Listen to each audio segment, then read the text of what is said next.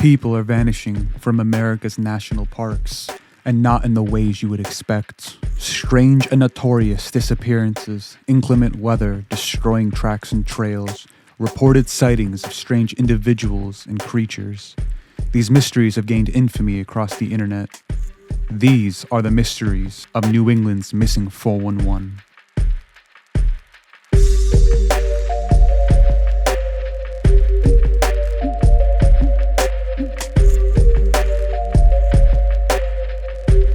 Hello. Welcome to Our Haunted Nostalgia, your monthly paranormal podcast where we dive into kooks, creeps, and conspiracies. And cryptids. Today I'm here with my friends Adam and Vito.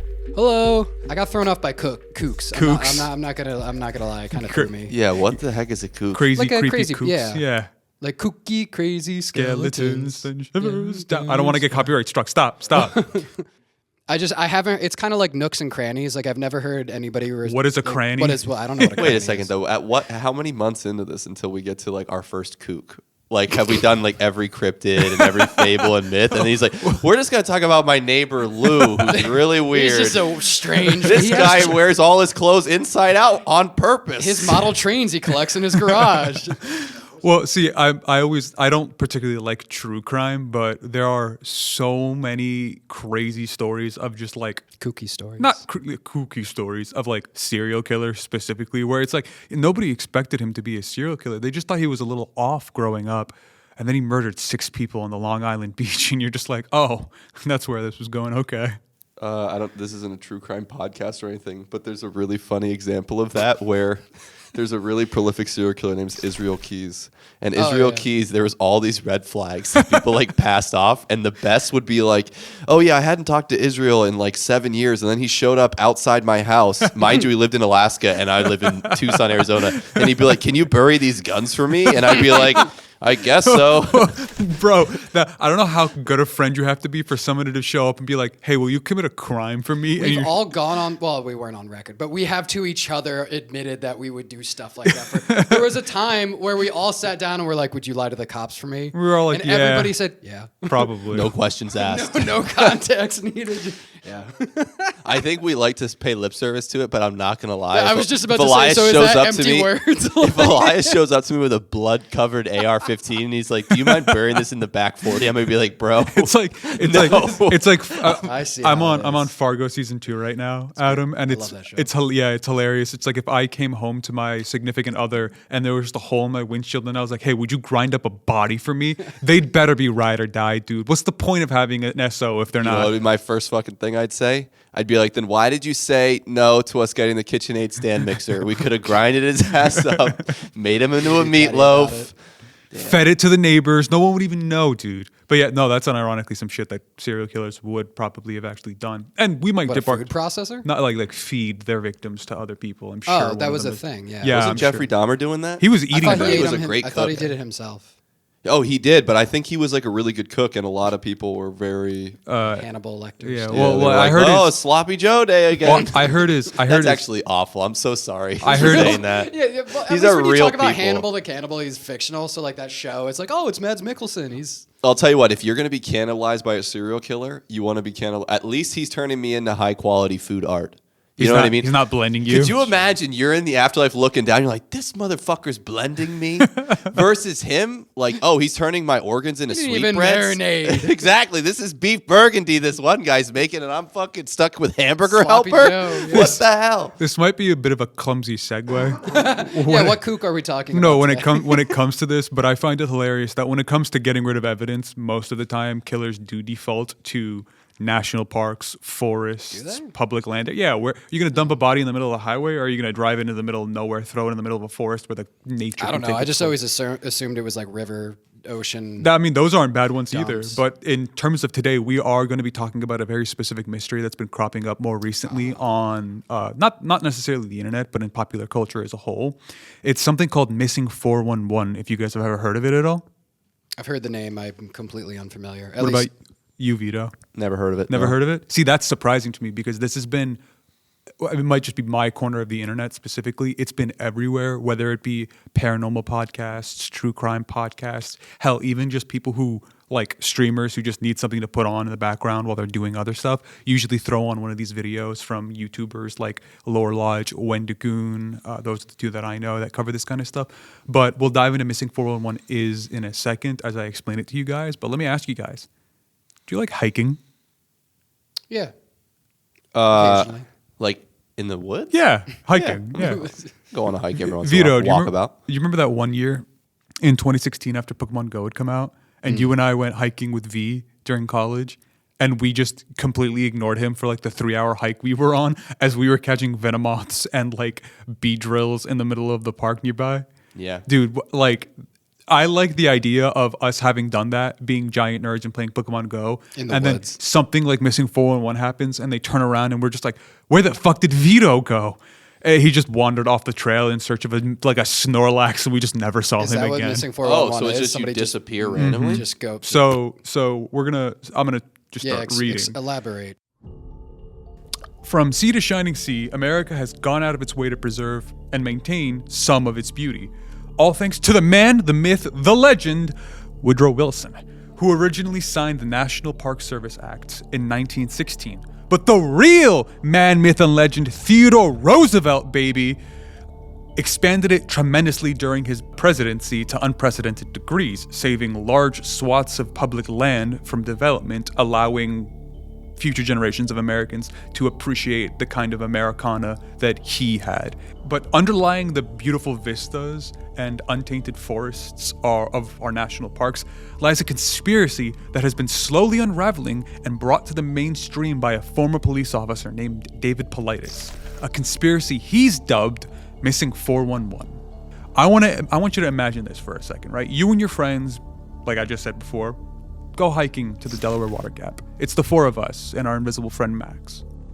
We're all hiking, taking in the vistas, appreciating the view of the river from the forest and the hiking trails we're on. Our boots are crunching underneath us on the packed dirt and gravel as we make our way up. The three of us see a beautiful sight and we go, man, why don't we just try to take a picture real quick? We pause for a moment. Max keeps hiking ahead of us. We pose, take the picture, turn around to follow Max around the bend he's just gone around. We take that bend. He's not even there.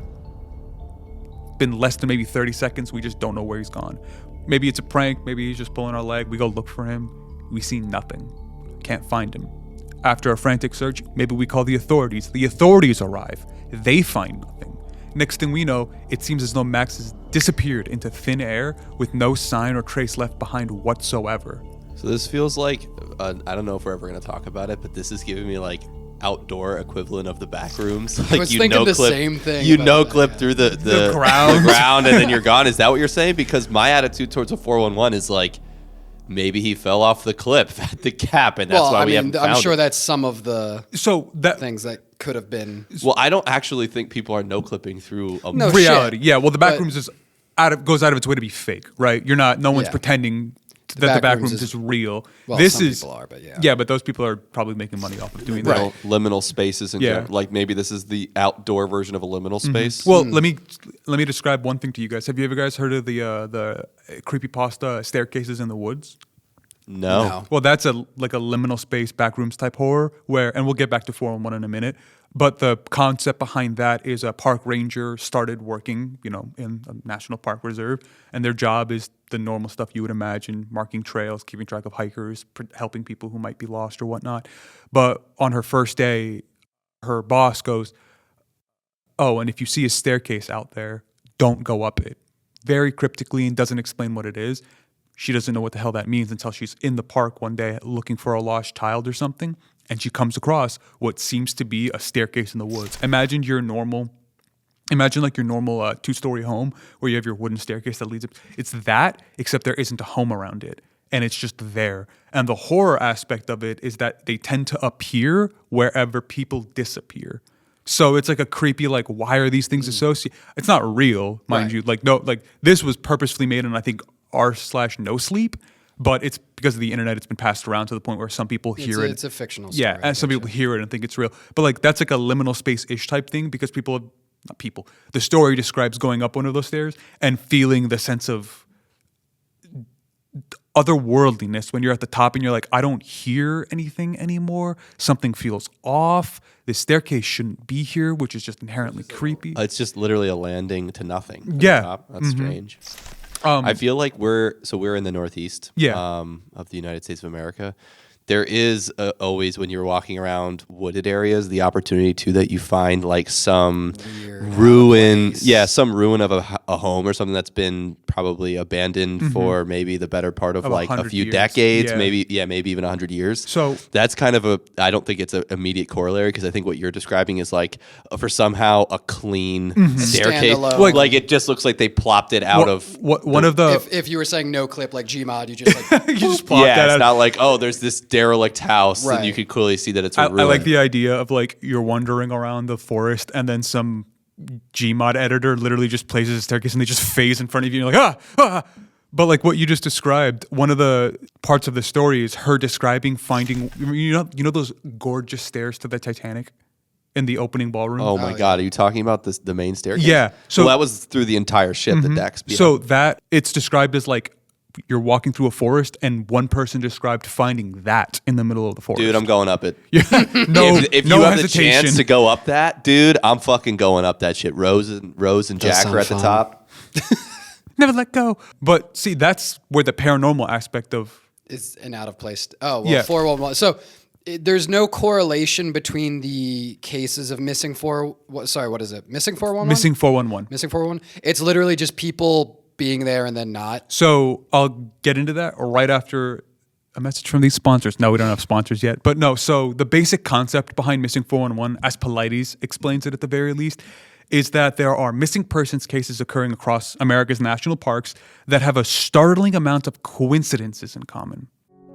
One of the main commonalities is their shared outlierness, I guess, right? In that they aren't just your normal missing persons cases. There's always a twinge of something slightly absurd happening that doesn't quite make sense, right? In like a normal missing persons case, after the person goes missing, authorities arrive on scene, or like the search party on scene starts looking around, and they find some trace of evidence, whether it be like a discarded candy bar wrapper, like a trail mix wrapper or whatever, bottle, footprints, maybe a shoe or something left behind. Snickers bar. You're not you and you're hungry. Sponsors. Hey, Snickers, if you're out there, Coca-Cola, you too. Maserati. And maybe, you find your friend, your child, your loved one confused, dazed, right off the trail, distressed, and that's where it ends. Because most missing persons cases end, not with a happy ending, I want to say, but with the person being found at the very least.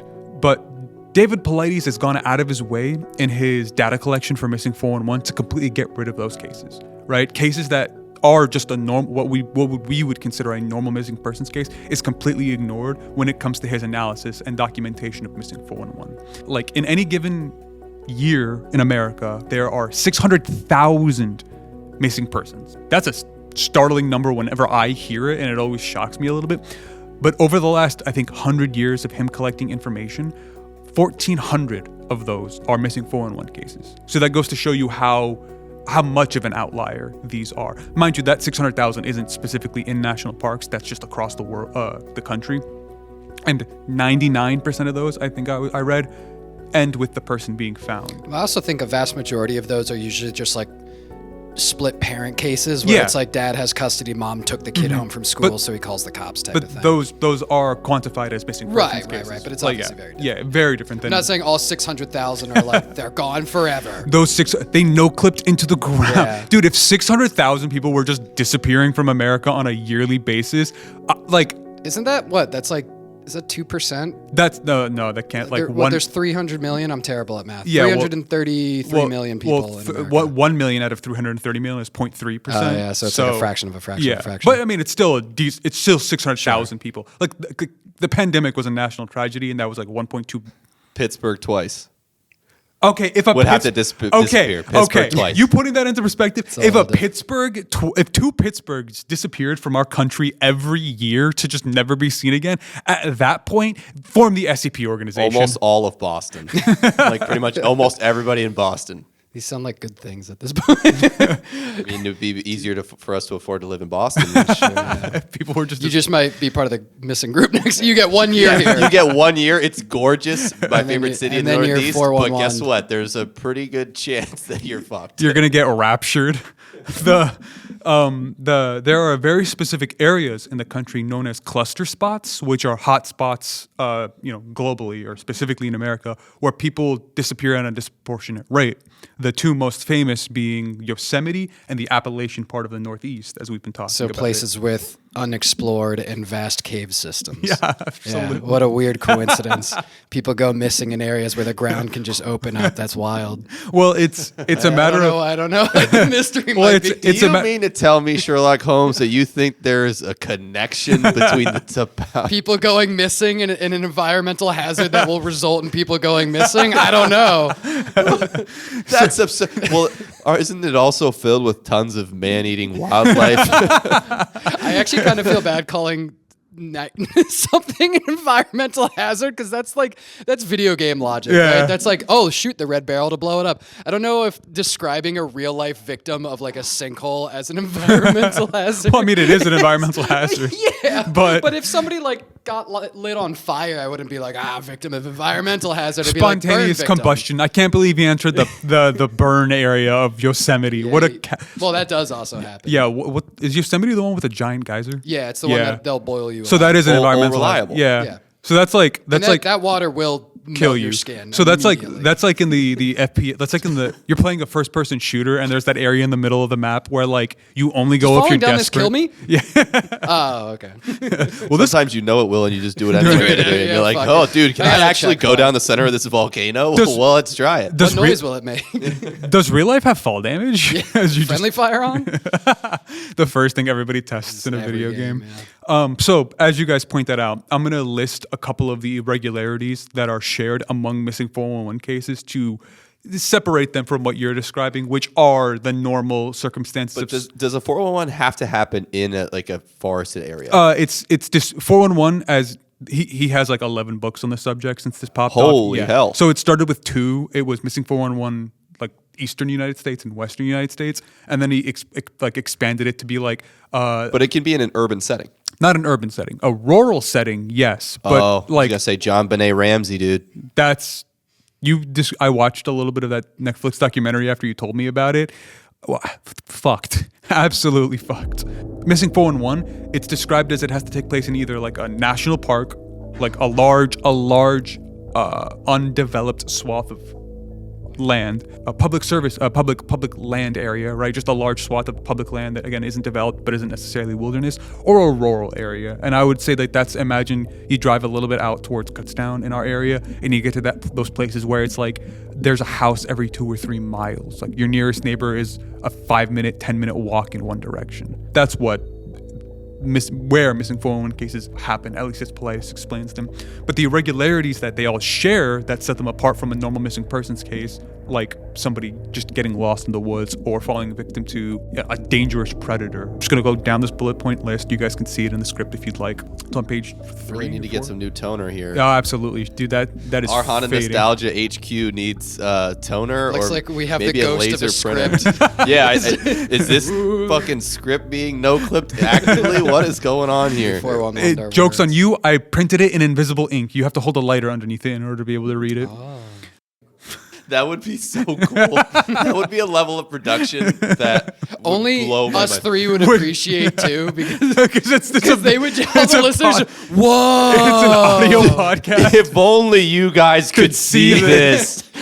Good thing that's actually what he did, and I have a lighter handy. I'm going to be honest with you. Adam's over here drinking out of what looks like a 40-gallon drum. It's an environmental hazard. None of you guys- don't shoot my water. It looks It's like no. It's black, not red or blue, so you know it isn't Yeah. dangerous. Yellow. Or green, it's not acid, electricity, or fire. Oh, wow. Predominantly males. Mm-hmm. I'm sorry. I'm totally, for the listeners here. Should I read these stats? I mean, if you'd like to read those stats, I skipped over them, but go for it. Across, here's just some normal stats. So related to these cluster spots, 75.7% of the disappearances are males. So 853 males to 274 females. 479, so 42.5% of the data set, between 0 and 17 years old. Oh, so young. Young ones. 55% are 18 plus. 23, so 2% of the data, just unknown age, which means how do we even know that they were lost in the first place? Unknown age, that's weird. Like, hey, I lost Jeff. How old's Jeff? I don't fucking know. He's an immortal deity, I guess. he's what's his name? John Erbhart from our first one, 2,000 years old. 23.8% were found alive, 31.5% found dead, and 501, so 44.5% were never found. So this is from Medium.com for the record. That 501 is what we're really interested in. Well, all of them are what we're interested in. That 501 are the ones where you just we'll never know. You have no resolution to the Fire story in the sky whatsoever. type shit. Yeah, Scary movie. That's a horrifying. The movie. Travis Walton case. That's the one, right, where that guy gets abducted by aliens. Yeah, that's unironically that is on my master list of cases to cover in the not near future, but whenever we get around to them. You better book your afternoon for that one because that's going to be a long pod. I'm not going to shut up. So but before you get more into Yeah. it, I mean, maybe I feel like I'm going to get yelled at by boomers. 411 was originally a beeper code, right? So 411 I read two different explanations for where the number 411 comes from, as Politis chose it it. used to mean like what's new. It's, so it's one, it's what's new. Well, I guess three. It's the what's new short form, yeah, whatever. it's like shorthand for it. You would do 411 on a beeper, and what's the 411? Exactly. Much like 911, I think you can call 411 in a local area in order to get just generalized local information about like weather. We're young. I've never used stuff like that. I just pager. Google it. Yeah. And then the third one, again, this might be a little bit before our time. You know how we have 404 pages online? Where it's like error not found. Page not found. Apparently 411 was one of those where it's like page is missing. So missing 411 is like a connection to the internet slang of like unfound, missing. Without having the correlation, I just kept on waiting for there to be a news thing. Like missing 411 sounds like almost like Night Vale, where it's like an alternate reality or like missing like otherworldly news. I kept waiting for that. But so Hello, now I know. Welcome to Missing 411. Tonight at 6 p.m. we cover Bigfoot. Right, exactly. Yeah. Yeah, no, that was legit. It almost sounded like an analog horror. I mean, Missing 411 is one of those online cases where I would believe so many people have taken inspiration for their analog horror shorts. I think there's, I've talked about this before, Local 52 or 51 or something like that. Local, yeah, it's either 52 or 51. I'm familiar with the name. Where I've seen videos of people from like those ARGs online of like, hiker goes missing in the woods, and then you hear a clip of like a skinwalker or something like that in the background being like, hey, can you come help me? And like that person is in the middle of the woods at 2 a.m. Where is that voice possibly coming from? Like this isn't that, but I can see how people would extrapolate the irregularity and strangeness of this to the extreme to get something like Local 52. Sorry, I was just looking up 411. Yeah, it's like for a local directory, so it's region locked. There you go. Yeah, see, that's what. So you could use it for just your specific area. And like Elias had mentioned, it's kind of been outmoded at this point because you just Google it. Most modern smartphones are like Better a than perpetual 411. Yeah. So the irregularities, as I pointed out earlier, are like they're irregularities from normal cases, but they're shared by 411 cases, okay? So the irregularities are people tend to go missing while they're already part of a group or party. So this isn't like a lone hiker goes out without telling anybody and they're never seen again. This is like what I described earlier. It's the four of us out enjoying a day together, and one of us seems to disappear out from the other three's line of sight, right? Like under our noses, gone without any explanation. People seem to go missing near water or boulder fields. When discovered, I mean, seriously, that one is A little. You know what's easy to fall beneath? A bunch of fucking boulders. You know what's easy to fall beneath? A rushing stream of water. I don't know. Okay. When people are discovered, there seems to be a significant elevation change. So they disappear, say, 2,000 feet uphill, and they're retrieved 8,000 feet uphill. Like it's just Like the I Dyatlov thought you were Pass. gonna be like they get found 1,000 feet later at the edge of the stream, covered in water, and being like, "Holy fuck, that was No, nuts." they get No, it's found usually- like on top of a Yeah. 1,000-foot tall redwood Redwood tree. tree. That's Dude. actually pretty epic. Well, you know who could have done that? Edward Cullen. Oh, I was thinking the Predator. I know the exact scene. Edward Cullen could have got you and said, "Hop on my back, spider monkey," and then just choke your ass up to the top. I was thinking of Predator 1, how he fucking hangs them in the trees. Oh, they get found alive, Adam. No, they don't. No, I'm talking about if Edward Cullen gets it from Twilight. I'm He's a nice guy. He's a nice guy. vampire. He's a vegetarian vampire. He drives a Volvo. Give him a break. You know way more about Twilight than I would expect you to know about. I mean, he's probably watched it. I have seen the movie. Yeah, Yes. I haven't seen it. Politis, for some reason, cites berry shrubs a strange amount of times among all of the cases. Hallucinogenics. You know what's sort of strange about that? When I go through forests, I notice too that there's lots of edible plants, notably berries. It seems as if they're ecosystems of a sort that allow small creatures to feed off of them as part of some weird, I'd like to think of it as a ladder or a chain of food sources. Right. A food staircase. Exactly. In the middle of the woods. Very liminal. Sudden weather changes, and this is described not from like, it's rainy to slightly, it's like sunny to suddenly rainy and Downpour, snowy. yeah. Tracking hounds struggle or just straight up cannot pick up the scent of the missing person. When remains are found, they're often missing pieces of clothing, or clothes are found with no remains whatsoever. Children seem to go missing at a larger rate than adults. The majority of cases... People who don't have fully developed brain skills tend to get lost at a higher rate than adults. You guys are taking all the fun out of this, When I man. was a little kid, it was even easier for me to fall between the cracks in a giant boulder field. Or for a large bird. All right, we're not spreading. We're not For a harpy eagle. We're not to swoop spreading. down. We're not spreading misinformation here. There are no birds large enough to abduct children. Yes, there are. No, there isn't. Yes, there are. No, there isn't. There absolutely are. Depends how large the baby is. Also, yeah. You know, that's what happened to the dingo ate my baby lady. The bird Nobody- ate it instead? No, nobody believed her because they said there's no way that a dingo could carry off her baby. She spent years in jail before they listened to the Aboriginals who were like, yeah, no, they'll take your kid. Yeah. They thought she murdered her kid. Jesus. Dude, Yeah. have you ever so seen... don't tell people because next they're going to be like, an eagle took my baby. And you're like, impossible, put her to jail. Dude, don't they, they'll grab a small, full-sized creature, like a 40-pound thing, and throw it off a cliff. Yeah, I've seen them throw goats off mountains. They could take a child. They're not going to take a child. Realistically, You know what? I'll tell you what. If next time you have a little kid that you don't care too much about, go to Hawk Mountain. I have a niece. Let's go hiking. Hold her up, and we'll cover it in baking soda. Barbecue sauce. I wanted to say barbecue sauce, but baking soda came out. We'll bake her at 350 until she rises and hold her in the air. Terrible. The majority of cases that involve someone being found alive are children. And when remains are found, oftentimes I should say, when remains are found, there is no obvious case of death. Politis goes out of his way to cut out a large swath of the missing persons cases that I described to you guys, like the 600,000, say 100,000 of them take place in national parks or rural areas. He cuts out the ones that have obvious signs of a predator attack. So, as we've just been joking, bird attack, bear attack, wolf attack. Those Lion. Mountain. I always forget we have mountain lions. Mountain lions are crazy. Horrifying. Oh, yeah, they're aggressive. I mean, I could still fight one, but Dude, are you kidding? I can fight a tiger. I can fight a mountain lion. No. We need to make sure that he doesn't go.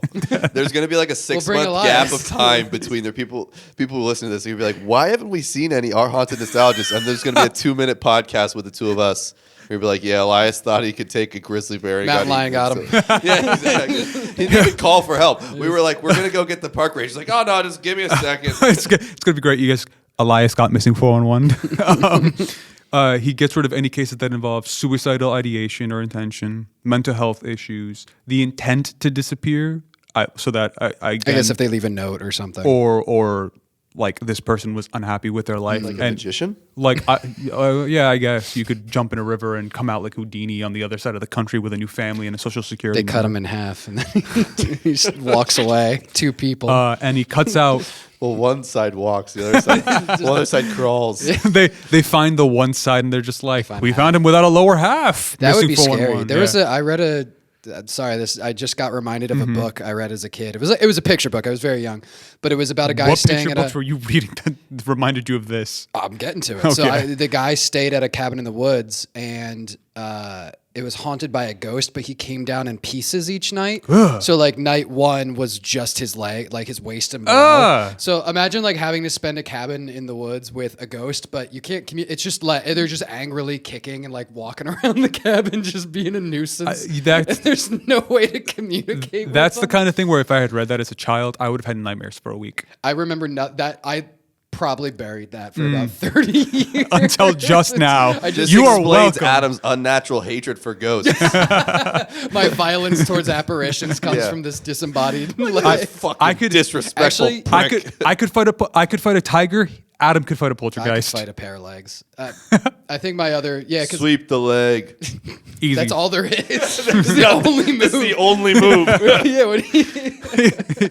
He also gets rid of missing persons cases where there's an intent to do crime. So those are the people who. Oh, I'm gonna rob a bank and disappear. No, D.B. like Cooper style. I'm imagining that, or I'm also imagining how back in the day, because it's very recreationally legal now, national parks were used a surprising amount of times for marijuana farms. So I imagine when people just disappear into the woods for 6 months and don't come back. I've watched a documentary about this. You sometimes do fall victim to, we found a marijuana farm, like a gang finds a marijuana farm.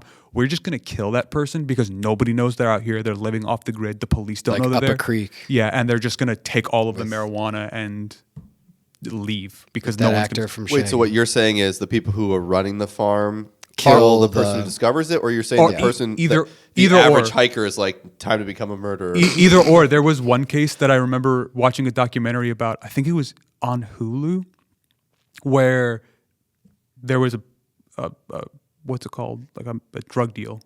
Why the fuck did I not remember that? There was a drug deal happening where one of the marijuana farmers in the midst of the national park is meeting with a different group of people to sell like bulk, like they're pounds and pounds and pounds of marijuana at this point. They arrive to the meeting spot to find 2 bodies of people who weren't supposed to be there, dismembered. So like those people probably just stumbled across where the drug deal was supposed to happen, and the people who were there already were like no witnesses, killed those people and left. See, now dismemberment to me doesn't make sense. I feel like it would be a lot easier. Just bring Slit some throat. barbecue sauce. Hold them up to the Have my Let trained the Eagles take care of it. and most importantly, as you guys have kept citing, David Paulides cuts out any cases that have to do with drowning. So cases where someone did drown aren't missing 411 cases. They are part of the overall swath of missing persons cases. A couple of other commonalities among missing 411 cases: the vast majority of disappearances occur on clearly marked or popular trails. So it's not the rugged outback. It's not the midst of Yosemite where you're 5,000 feet up a mountain with nobody knowing you're there. It's us casually trying the to DNO trying to enjoy a day out and something horrifying happens, right? Victims tend to be outdoorsmen, hikers, or hunters, so people who are naturally skilled and capable out in the forests or wilderness. And this is a strange one. Those who tend to disappear are either highly intelligent or on the far other side of the spectrum. So there is Dumb as shit. yeah. So Dumber than the fucking pit of boulders they got swallowed up by. so It's a very polite way to say. So you mean to tell me that these people are either incredibly smart Or dumb as fuck? or the other option. What a nice way to describe that, Elias. You could have just been like, some of these people, go ahead. Subgenius IQ. So say it. Subgenius. some of them have been on Jeopardy. Some of them don't know how to spell Jeopardy. G. Okay, get out of here. Stop. I thought you were serious at first. Before getting into the disappearances I've collected, we need to discuss one of the main reasons why 411 has exploded as a phenomenon in recent years, and it's the Slender Man. It's Slender Man. It's Is it really? No, it's the conspiratorial nature of it. Because we all know conspiratorial thought has been on the rise in the last however many years. But one of the more chilling pieces of information that Paulides shares about his search and documentation of all of these cases is the fact that he's been met with a strange amount of resistance from the National Park Service. And by that, I don't mean like, hey, you better not be asking those questions around you. You don't want to go missing. Nothing as overt as that. More so like, hey, I'm filing a Freedom of Information Act about this specific case. I've gotten, 10 other files back from other cases I've requested from, but this one you guys denied for some reason. And like somebody will get back to him and be like, we will not be releasing those files at all. And they'll just tell him, you're not getting them. Get over it. I'm sorry, but you're not going to get these files. But it'll be like, again, very specific files where he's like, hey, those other ones came out as, not following my criteria. This one seems to a little bit. Why can't I get it? And the National Park Service just being elusive and uncooperative when it comes to, helping them collect these data sets. Because believe it or not, they don't keep a list of people who disappear in national parks. There isn't like a national list of people who disappear in national parks. There isn't even a local list. Like national parks don't have their own local lists for missing persons. They just default to relying on the police to keep that information, which means if you want to gather this information like Politis did, he needs to go to the state level. So that's his local, like the local authorities or wherever the jurisdiction for the national park is, or ask the national park to do it and then hope they get back to him. I mean, I can understand partially perhaps why they wouldn't keep those records, but then the more I think about it, the more strange it seems to me. Like if there's obviously there's probably lots of people that are in the parks and it's impossible for you to keep track of the amount of folks, but like every single person who maybe goes through the ticketing kiosks where you have to show your ID and things to them. Sign a guest book. Like why, it doesn't seem to me to be that difficult to keep a log of the ins and outs of that so that you would have a pretty active roster and then cross-reference that with people who are being like, hey, my fucking hiking partner is gone. Like, I don't know why. It doesn't seem like it would be a logistical thing difficult to keep. to think. Well, one of the anecdotes that I've heard that I didn't have written down in the script anywhere is that Politis points out that he's asked, hey, why don't you have this? And one of the explanations he's gotten back from rangers and servicemen are it would be like inexplicably expensive to keep something like that. And he goes, okay, how much would it cost me to have somebody collect this information? And then somebody gets like $24,000, which seems like nothing at the federal level, right? So like, I think he pointed out. I mean, does it even, the process of doing it would be like that amount of money, first off, I agree with you, doesn't seem expensive at the federal level. But if this was just being done iteratively, I don't think it's very hard to code your actual entryway record keeping to make this be something that is virtually no cost versus like it could exist on the current systems of registration. Politis has said like, I mean, if you give me all of the files, I'll get an intern and they'll just put it in an Excel spreadsheet and they're just like, no, we don't want you doing that. Right. And he's tallied, or somebody has tallied, like, okay, so if it's like, let's say $25,000 to catalog all of the missing persons cases, specifically in like one of our larger national parks like Yosemite, somebody did the math and be almost like, okay, well, if we do that for every national park, it would cost like $1.5 million, which again is a large amount of money for us.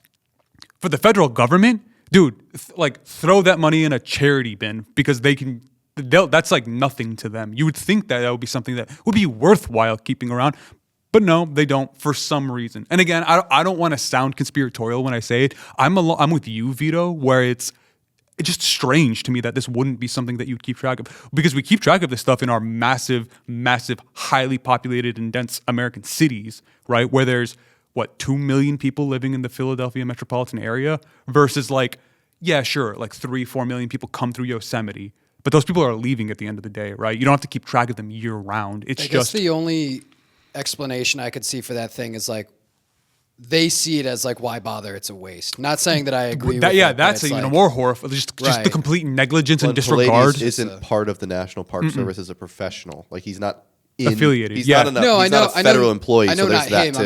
I'm saying. Oh, you're saying overall. I'm saying the part. Yeah, like I mean, with all the things that our government already gets hung up on, do you think that like they'll focus on in the top 100 lists of priorities that making this, this list that would effectively, I don't even know if it would achieve anything other than letting us know some of the victims' names. It wouldn't actually solve the issue at hand. So I guess they see it as like, why spend that money?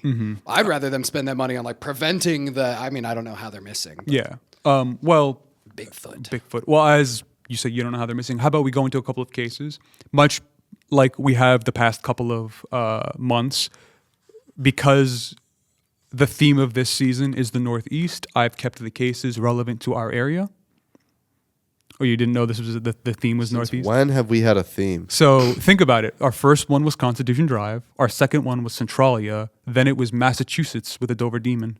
Now we're in the Appalachian Trail. And Yeah, I mean, I'm not disagreeing with you that like I can see the connection there. But I'm just saying, like, when the fuck did you tell any of us? I didn't. I just figured those were the things that You think it's only a theme if they point out that it is a theme? I'm saying that the host needs to confirm that it's a theme for the listeners right now. and for the guest. Well, now 4 episodes in. we're fucking 4 months deep. Because 6 episodes from now, when he makes a playlist on YouTube, he goes, "It's the Northeast Theme season. It's one thing to do it that way. It's another thing for the listeners to be like, subconsciously, there's a pattern. It's one thing to be like, we've legitimately curated it this way. Well, now I guess to be fair, the only pattern before this I thought was that spooky stuff that's sort of rationally explainable.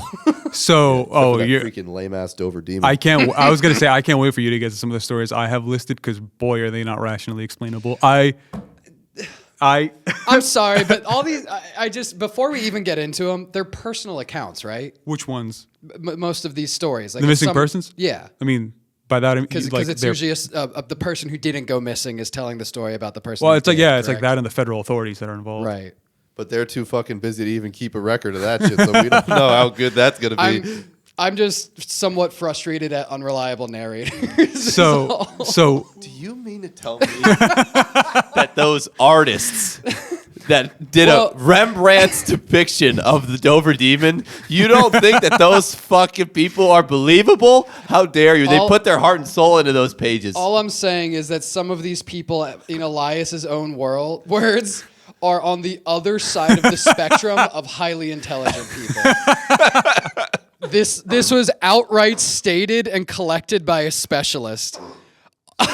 You know who's more likely to lose somebody in the forest? They'd be like, they're gone without a trace. They've just been sucked into the nether realm. Somebody who's on the opposite side of the spectrum from intelligent. Where their conclusion has just got to be, well, there is no conclusion. Both their storytelling skills and their recall memory reliability are through the roof. You know what, Adam? I was staring at the sun for a good 20 seconds. Then I looked back. Elias was gone. I was in the woods trying to see if my niece would get eagle snatched, and then he just disappeared. Eagle snatched. I hate that. That's such a terrible term. What, eagle snatched? Eagle snatched. Why does that sound like? I feel term. like I was gonna say it's like a drug. Hey, you got any eagle snatch on you?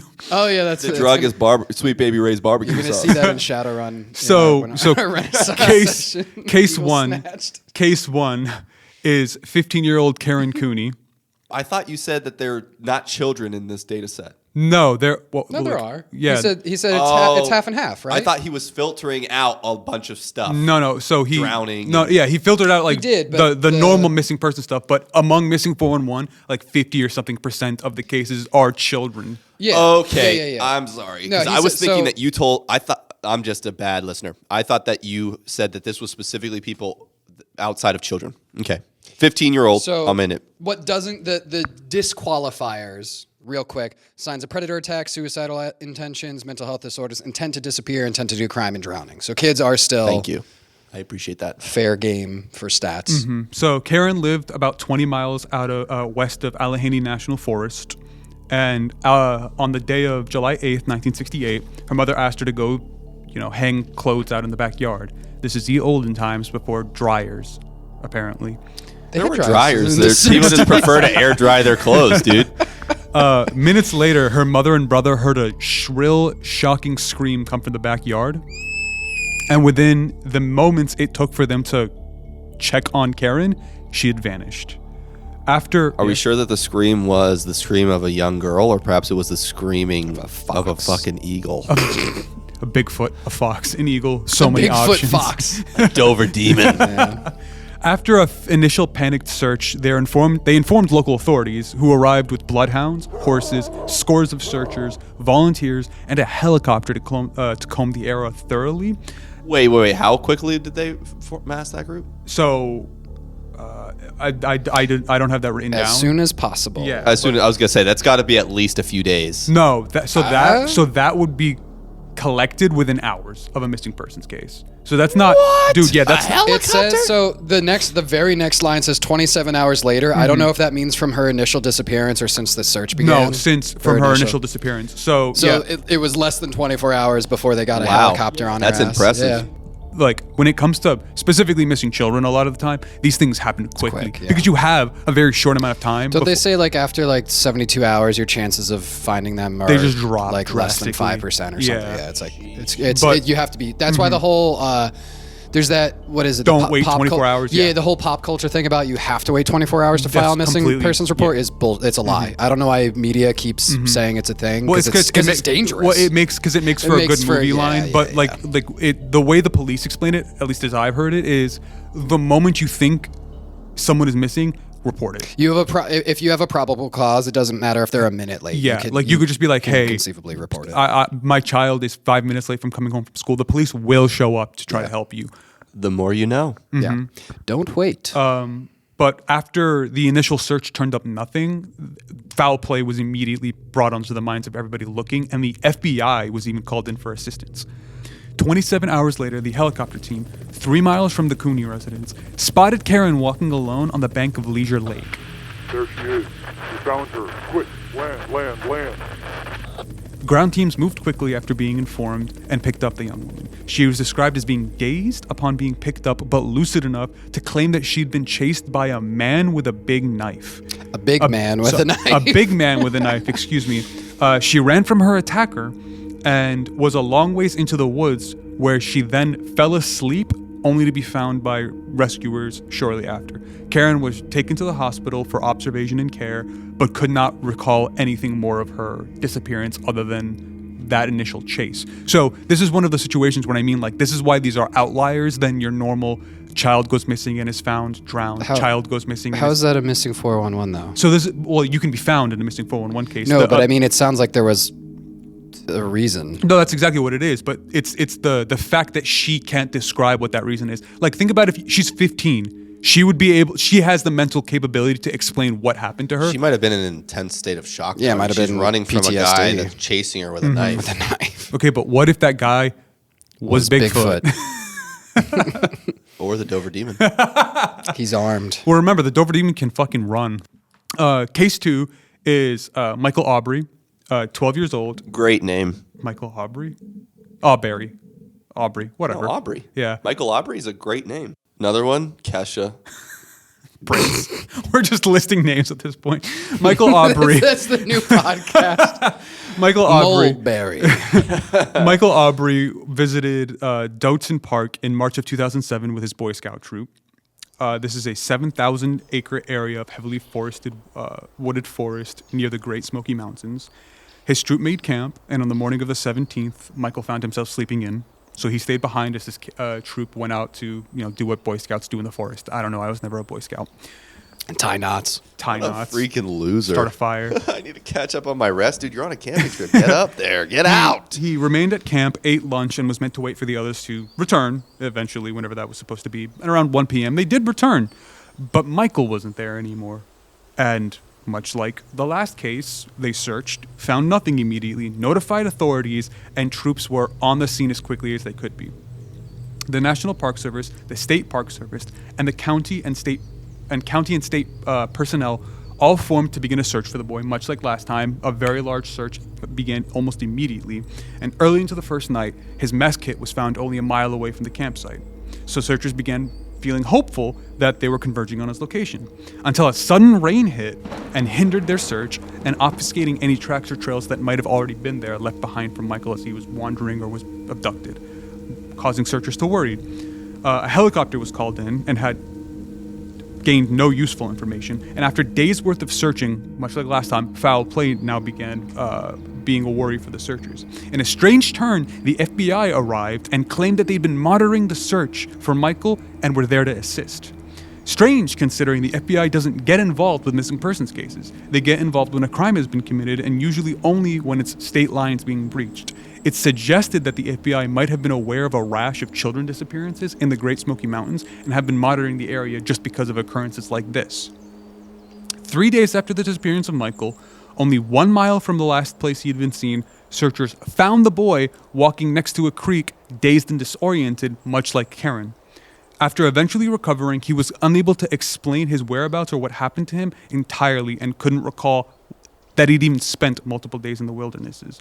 One of the strangest mysteries about Michael's disappearance is his sudden reappearance less than a mile from camp in a location where he had most likely been searched by authorities already. So this is an occurrence, like you guys pointed out, with the... with an alleged attacker or assailant. Well, like I'm saying more so along the lines of the back rooms where like he disappeared from this area. They searched the area with the first mile of where he would have disappeared probably would have been searched near immediately. And then 3 days later, he appears within that area, somewhere the searchers had already looked through, had already combed through. And he can't explain even where he'd gone or what happened. And now you've probably picked up, again, a slightly another pattern from me.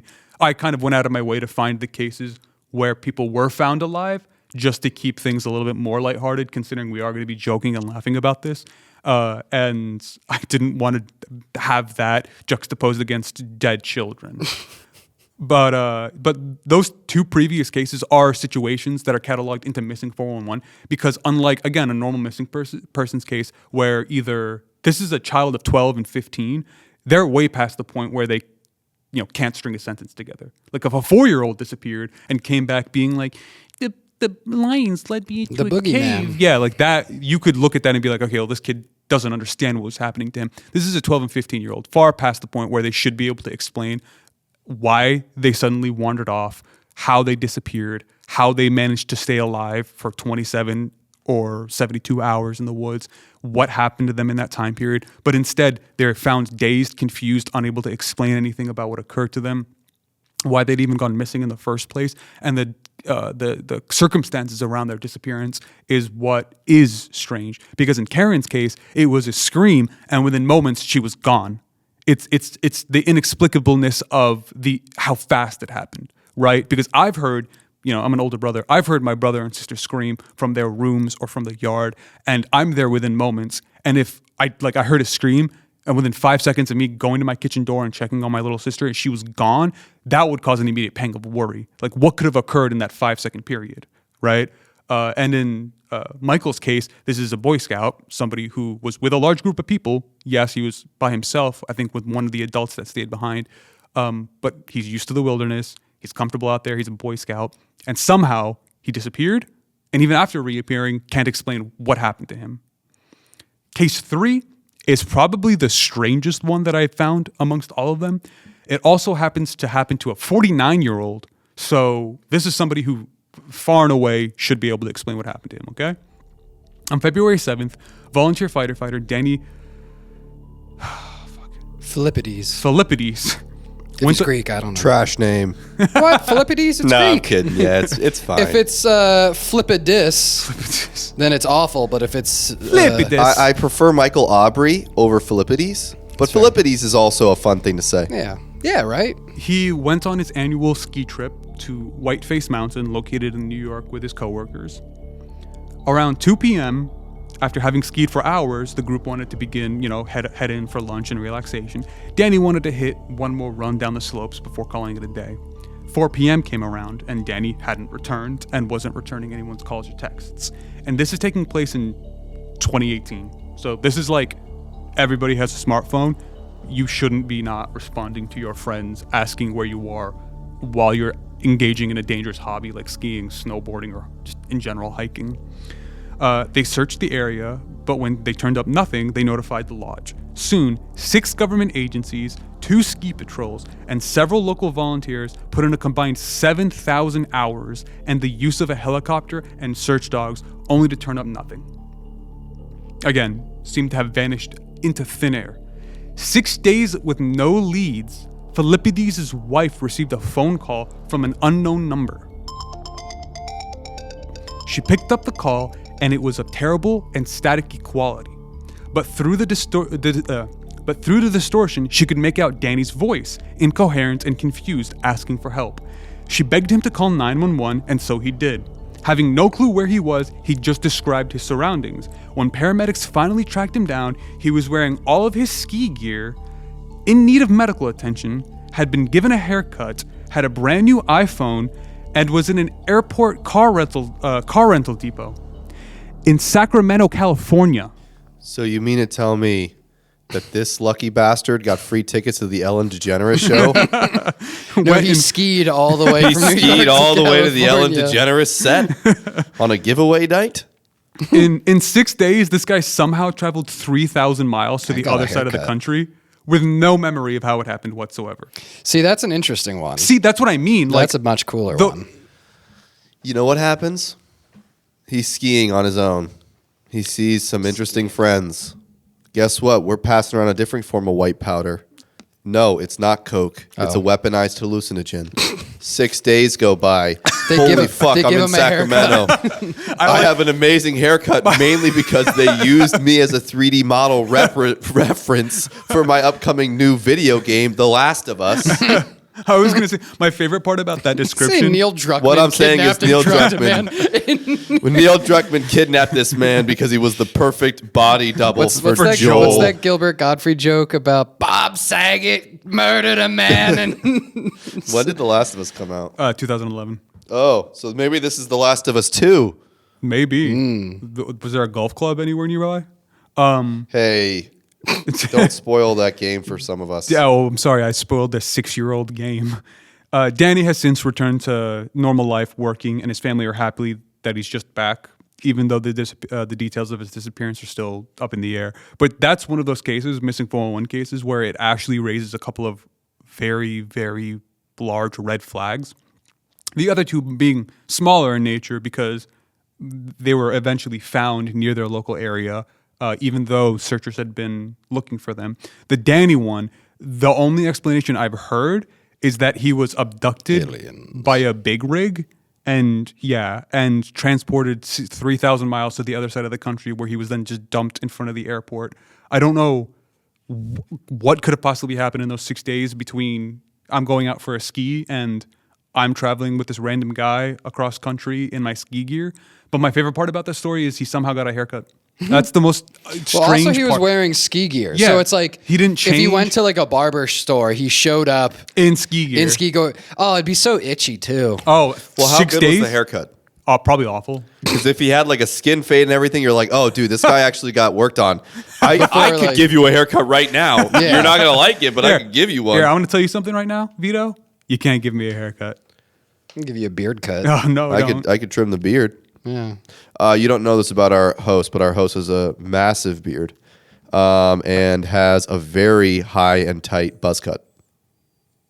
A buzz cut is a kind way of describing it.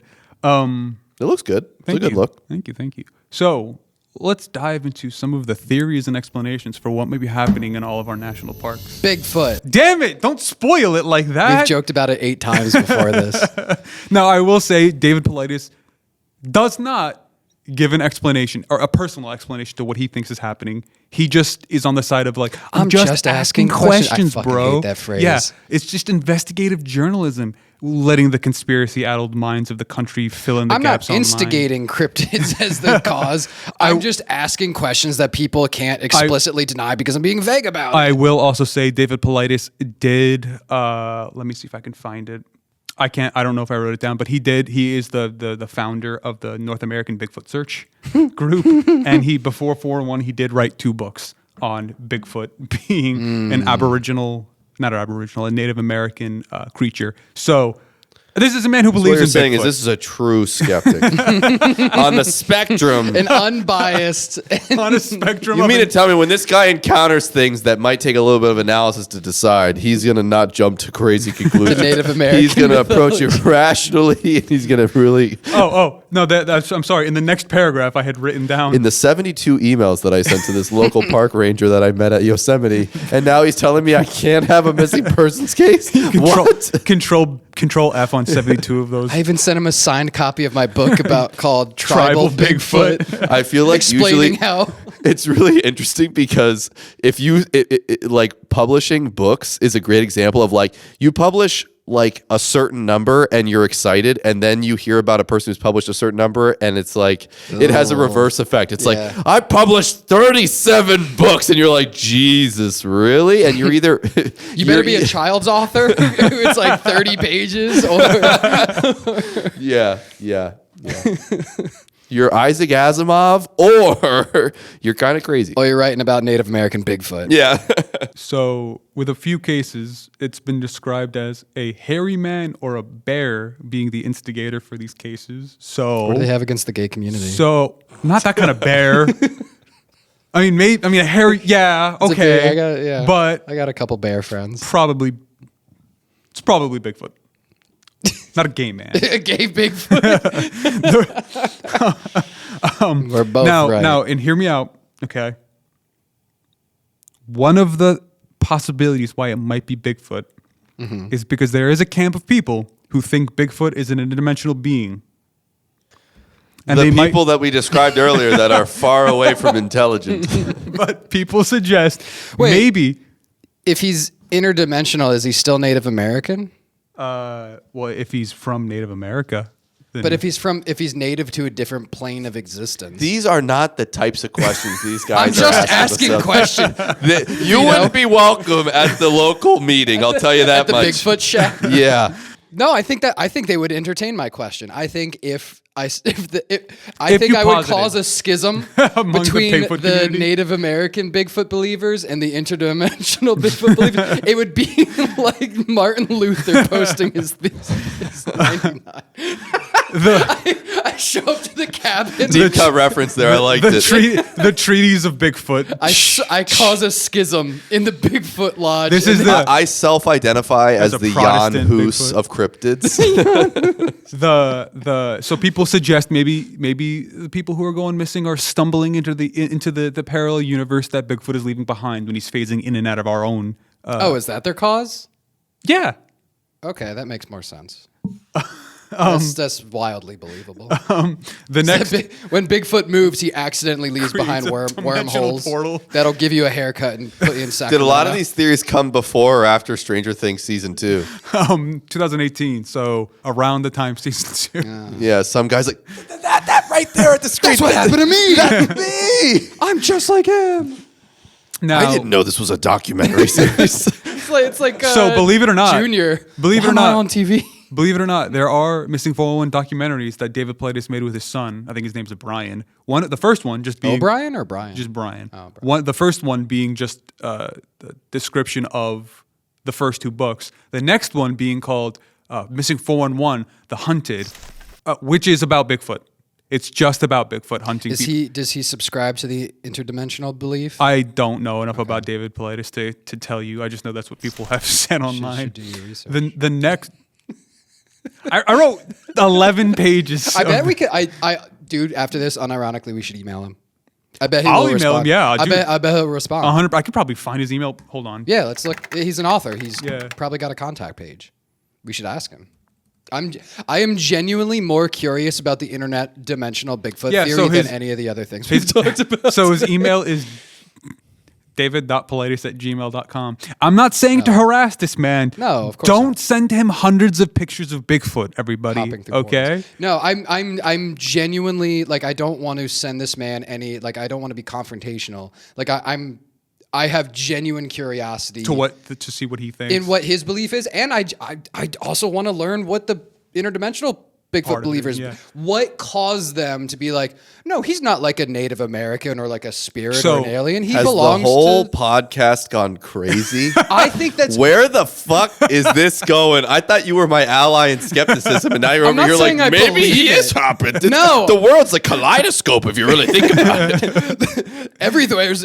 There's cathedrals everywhere for those with the eyes to see them. No, I want to know what leads somebody to that train of thought. Because if somebody goes missing and you're like, it's Bigfoot. And it's like, well, he went from New York to Sacramento. And you're like, well, obviously it's because Bigfoot has interdimensional, wormholes and yeah. is from the 7th dimension. And he has I the wanna technology. know how you Human get there. trafficking. What if Bigfoot isn't hairy and what he's wearing is a Temporal suit, time suit. Is a suit that lets him that makes him immune to the cold of like it's like the DeLorean Back to the Future. It's like that suit Bigfoot keeps has him to warm. run at 88 miles an hour, and then he just. Vito just has his head in his hands right now. the next. Aren't you like morbidly curious though? I'm on my knees in the middle of the no, Chili's I'm where saying, we're but recording aren't you this. like you know like flat earthers, right? Like I can kind of I'm like, okay, you're stupid, but Why? I understand a little bit of why you think this way and what might cause somebody to believe this.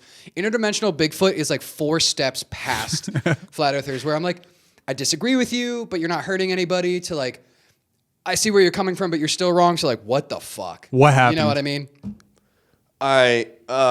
It's like a car crash. You've never rubbernecked, like you're just like, oh. I've never seen a car crash.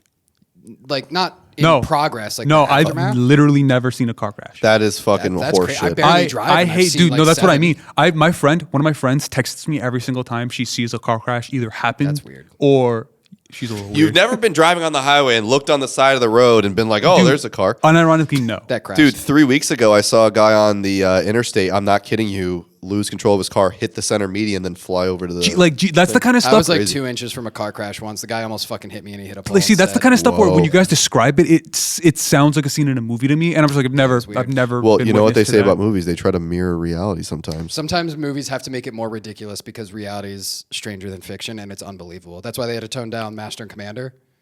We mean tone down. Because it's so ridiculous that if you see it in a movie, you're You're like, like, there's "That's no no way way." that fucking happened in real life. Because the real life story is even more insane that they have to make it like, nobody's going to believe that. So they make it less crazy than reality to make it believable. So our next theory is a suggestion that. Still not over Bigfoot. Yeah, right. The next theory is the suggestion Wait, that. no, hold on. I wanted to get back to morbid curiosity. You're really not like car crashes, though. Like, you're not like slightly interested in what leads somebody to I'll that line of glance over thought? at a car crash. I'm not interested in hearing some You don't- dumbass you be don't- like, there was a that rationale to me Is perhaps the worst rationale to explain this, and I have no interest in being like is this I wouldn't supposed to be a seek- I wouldn't museum for seek bad out- ideas? I guess then maybe I'd like that's what you're talking I about. would love to go to a museum. Essentially, of what bad you're ideas. talking about is this idea is so horrifically Fascinating. bad Yes. that you're just interested in being like, help me get there. Yes. Like, explain the rationale. Yes. Whereas I'm just I don't need to know. I'm on I'm step good. 1. You're on step 8. You Right. need to help me get to 8. I can't dude. even see step 4. Yeah. What the fuck happened? So, no, but that's like I wouldn't seek out a car crash, but I'm gonna look, and we have Mr. Pallades to thank for that. readily available and contactable. Contactable again. His Gmail is david.politis@gmail.com. Some suggest that the National Park System was actually put into place by the government as restricted zones for an unwanted or uncontrollable element they'd rather keep And separate. you know what they did to them? From the Made general them population. open and affordable for all of American publics to go and visit, and also, marketed them and Well, clearly it's because they have to feed the feral people that live to keep there. them satiated But so that they don't flood into the But cities. it's kind of like But you know how we when need they to give do them a Pittsburgh-sized sacrifice every year. No, what I'm saying is, you know how when we like in some countries when they execute somebody, they'll have like 10 people with guns, but only one has a bullet, so you can't like assign guilt or blame. So instead of feeding people to the feral people, they just say it's open season, and whoever gets chosen by the feral people to be eaten, it's more ethical that way. That Yeah. way, I'm not guilty at all. I just let people get. It's the trolley problem. It's the national. It's like that is the Simone Biles performance of mental gymnastics that I've ever heard in my whole life. We know there's monsters. They're going to eat people one way or the other. So you know what we could do to make ourselves feel less bad about it? Encourage everyone to go, and then herd mentality takes I over. didn't actually commit any crimes. Okay. It's jigsaw levels of I didn't kill any people. What could you? They didn't want to survive. All I did is put him in a trap that would explode his head if he didn't dig out his eyeball. You I've mean to done tell me? nothing wrong. You mean to tell me dropping a guy in a bathtub filled with razor wire is murder? Why? I didn't kill him. The razor, The razor wire. wire he did. chose to touch those wires. I'll tell you what. He's a Second Amendment guy. Jigsaw. Guns do kill people. People don't kill people with guns. I don't know what the hell. So he's not. I'm You anti-gun because all the blame is on the gun. People are faultless. Exactly. Even if they pull the trigger. You give me a fun interactive tool, I'm gonna pull that lever. Interactive. I've never heard a gun described as an interactive Active tool. tool. It's like, hey, have you ever wanted to commit interactive suicide? Interactive. It's better than passive. It's really tangible. It's like you could tie a noose, take some pills, or have a little interaction in the situation. Could you imagine there was like an S tier level? Like, dude, the cops go to your house and you're hanging with half your head exploded. It's a Rube and Goldberg you also machine. are filled with more opiates than are needed to kill a polar bear. They're like, dude, this guy killed himself 6 times over. Your car's on. There's a garden hose going into your. Oh, you just made Shure They're like, proof. this guy really wanted to be sure. You know how Sun Wukong has like 5 layers of immortality on Yes. him? It's like Sun Wukong wants to commit suicide. It's a Rube Goldberg of suicide, right? And they like how all you- keep going. I just also like how you drop it like that's common knowledge. It's like everybody knows Chinese mythological figure Sun Wukong and his infamous immortality, right? Like that's. I don't have to go into detail about this. We all are on the same page. This is the audience of this group. is true. The far end of intelligence. They're on the opposite spectrum of the opposite spectrum of the high Exactly. people. I think I'm probably on the other spectrum of intelligence right now because I'm all in this missing 401 bullshit. I am deep in the sauce right now to the point where I went out of my way to find this. I think it's a documentary from 19. About Bigfoot? No, yes, from 1982 from these 2 men, Ron Moorhead and Alan Berry, where they made Both good names. where they made a Solid documentary names. where they made a documentary about Bigfoot, and they caught some Bigfoot? dude, they caught Bigfoot. We wouldn't be having 40 this podcast. years ago, we just never heard dude, about it. The paranormal community would fall apart. There's nothing left if you catch Bigfoot, right? There's plenty left. No, but that's, fuck that. That is the that's the half Moby of the- Dick of yeah. But so they came across these sounds in the wilds that I'm gonna play for you guys right now, just to get your reactions to it. Is it like the bloop? No, this is way creepier than the bloop. The bloop is like, and No, you go, it's not. The bloop? Yeah. Are we thinking of different bloops? I think we might be thinking of different bloops. The bloop was It's like something. a deep sea underwater thing, right? Yes, Yeah. and it comes from relatively near the area where H.P. Lovecraft described Relay. The Oh sunken city of no! I don't want to Cthulhu. talk about this then. Yeah, Is did the you not fucking- hear about that? is Well, to assuage your fears, allegedly it could have been A whale? like cause of something. No, it's so that's the thing. The reason why it couldn't be whales, it's like it hits a decibel level that they are So- physically incapable of hitting. That's rad. But they think it might have been like seismic, like icebergs Mm-hmm. or like seismic plates, like basically ground moving that made a weird So noise. explainable. Gotcha. But you Earth should, movers. But while we're listening to weird noises, you should. It's like a 30-second clip. You should look up the bloop. So this because is- people at the time, everybody was like, "It's Cthulhu." Oh no, the great old ones. Right. He's So awakened. this is posited as a Bigfoot noise, right? Okay, But a I'm lot ready. of people hear this and they go, "Those are human voices making those noises." And the reason why It's just a guy with an Aussie accent, like, "What's up, Les?" what's up? How's you've, it going? You've seen Big Les, right? So, let's give this a listen. Oh wait, hold on. We are going to be. That's terrible art. I know.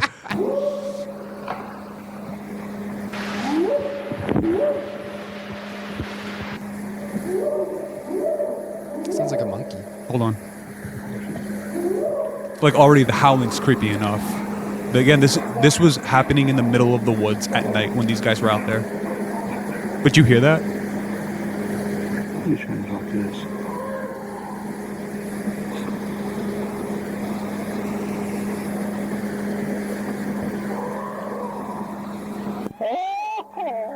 That was him.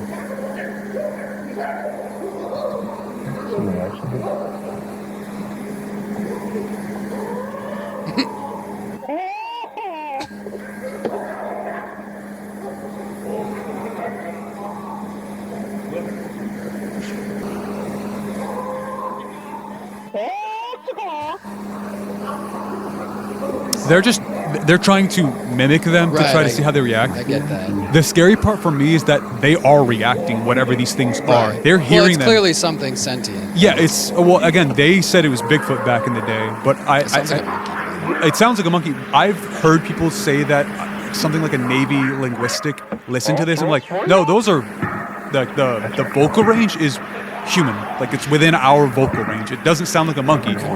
It could be a guy Likely just a guy. Yeah, that's what Let's I'm be saying. honest. It could just be me fucking going with hog somebody. wild. And then, you've never heard somebody make monkey noises and that like In the your middle of lizard a brain, national and park? and you're just like, gotta respond. This is the weirder one. Oh man, we missed it. But it's like one of them goes like, like they're speaking some way or another. Like it sounds like it should be intelligent.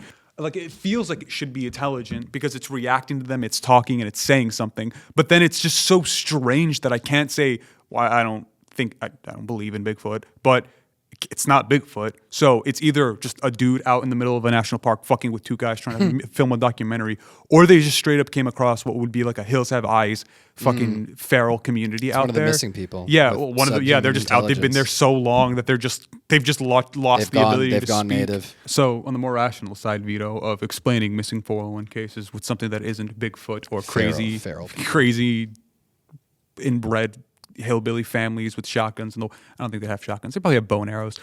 Is serial killers, just straight up, like not normal, but plain old serial killers. You know, your classic blue-blooded American run-of-the-mill serial American killers. style serial killer. God Where they're bless just them. trying to dump bodies and keep them away from prying eyes, especially if it's a targeted attack somewhere where there are already a lower than normal population density and people in small groups that are easy to pick off. Like the work of someone I Googled who's Gary Hilton, straight up known as the National Forest serial killer. This is a guy who was known for just killing in national forests. Again, As one does. yeah, it's not, and again, it's not the middle of the city. When you're done, just leave the body. The world will take care of it for you. And as Adam pointed out at the very beginning of this podcast, there's an image on one of the later pages near the end that you can look up where there is a startling correlation between the scattering of America's nationwide missing people and the cave systems of the country, where if you look at the picture, they are scarily correlated, like on top of each other correlated. If you want to take a look right here. The top is missing persons cases. The bottom is our undocumented or Perhaps the cave system serves as some sort of Natural vantage filter. point for those interdimensional portals. I was saying Bigfoot. maybe it's like he can't teleport from wherever he chooses. They're almost like old ancient Native American Stargates? shrines or stargates. Yeah, I think that makes the most sense. Like in Battlestar kind of Stargate? Like No, Stargate like- SG-1? no, like, yeah, Stargate. Okay. Yeah, I think that sounds completely fucking And clearly, stupid. so this is like a gold with he knows the chevrons to get around. Yeah. This is so dated. Nobody. I don't even know what you guys are talking You've never about. watched Stargate? I've not Some watched It's good. Stargate. Yeah, this is the level of I think analysis though that actually That would should- genuinely be happening, which is unfortunate. That should be applied to this sort of. And then You should watch Stargate. It was like my generation Star Trek. I love, we both went to Star Trek. Oh, wait a second. Battlestar Galactica is your generation Star Trek. Deep never watched Space. it. What about Deep Space Nine? Isn't What Deep about S- Star Trek: The Next Generation? What Isn't about? Deep Weren't Space both Nine? of those kind of before? But I'm saying those are so good. Also, what about X Files, dude? Oh, these are X- I before do- you. I wanna but I'm just saying believe- They're all slightly before me. they're when so I good. say like of my time, I'm like I'm 12 watching the Sci-Fi Channel. Oh. Stargate. Oh, and you're watching Giant Anaconda versus Giant Alligator? I didn't watch that. No, I Sci-Fi watched- used to be really good. Battlestar Sci-Fi used Galactica to as be well is really insanely I, good. I think I jumped on Sci-Fi just as they got stupid. Yeah, So right before they changed their name to SY. Sci-Fi. FY. Yeah, Sci-Fi. Yeah, that was really dumb. sometimes the simplest answer is the correct one, and in some cases people just go missing, and sometimes with unusual circumstances surrounding them. The National Park Service not having a comprehensive list of missing persons can come down to an understaffed and overworked organization that's required to do too much with too little. Think about the sheer size of America's national parks. It's roughly 4% of the total size of the country, which is 85 million acres. And regardless of how large an organization you have, it's going to be difficult to maintain and oversee that kind of wilderness, especially because it is wilderness. Like, we know of the hiking trails and marked areas that we like to go and visit on national parks. That's like 2% of the entire park. The rest is unironically just wilderness where wild animals graze and live naturally, undeterred by humans for the most part. So it could just come down to a problem of, yeah, people go missing and it's hard finding them in these massive areas of hard to travel and navigate terrain. And a bit of a damning explanation of missing 411 actually does come from the Medium article that you read those statistics off of earlier, Vito, where somebody at one point wrote about missing 411 and said, maybe some point in the future I'll gather like a statistical analysis of all of the missing persons cases and see how strange they are. They didn't have to. Somebody on the internet did it for them and then emailed it in, and it kind of deflates a lot of the mystery that I have explained up to this point, especially when like the things that I cited earlier, like dogs not being able to find the missing person, yada yada yada. Like, dogs only failed to find the scent or tracks of a victim 80% of the time. 86 victims were found alive. 198 victims were dead or near water. So only close to 20% of victims were found near water, right? So that's not even that large of a percentage to say that it's part of the missing 411 phenomenon. Bad weather only affected about 33% of the cases. So again, only a third of the cases actually had the kind of sudden weather shifts that are claimed to happen when 411 cases happen, whether it be like an act of God or a supernatural thing occurring to try to mask these disappearances.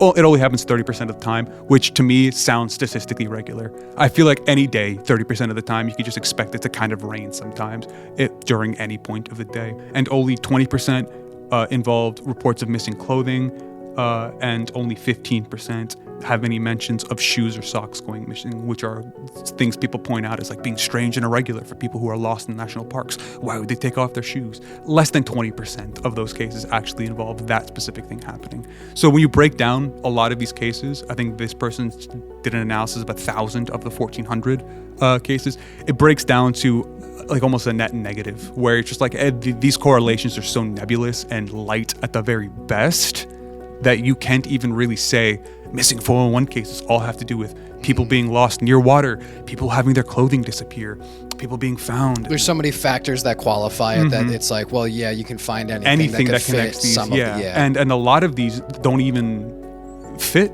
Like again, if it's 20% of the cases, that isn't even near a majority. It's not even close to 50. Why would I say the freaky thing about missing 411 is people going missing near water, and then only 5 out of 20 people go missing near water? That's statistically average.